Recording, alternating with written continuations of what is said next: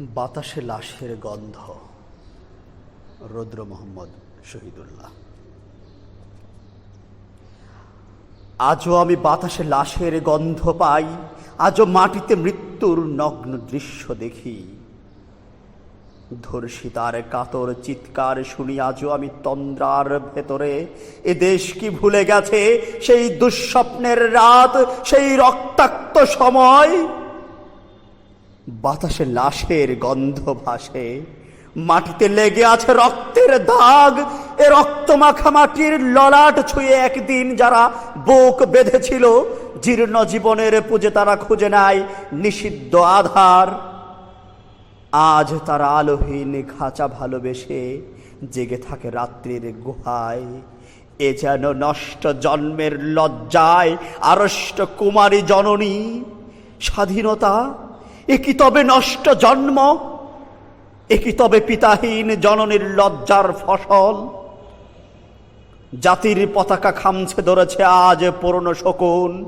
বাতাসে লাশের গন্ধ, নিয়নে আলোয় তবু নর্তকীর দেহে দুলে মাংসের তোফান। মাটিতে রক্তের দাগ, চালের গুদামে তবু জমা হয় অনাহারী মানুষের হাড়। এ চোখে ঘুম আসে না, সারা রাত আমার ঘুম আসে না। তন্দ্রার ভেতরে আমি শুনি ধর্ষিতার করুণ চিৎকার।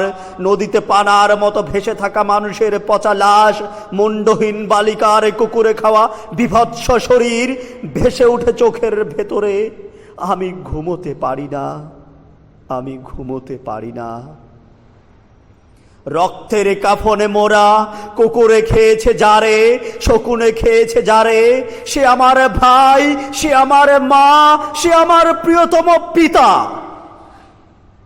স্বাধীনতা সে আমার স্বজন হারিয়ে পাওয়া একমাত্র স্বজন।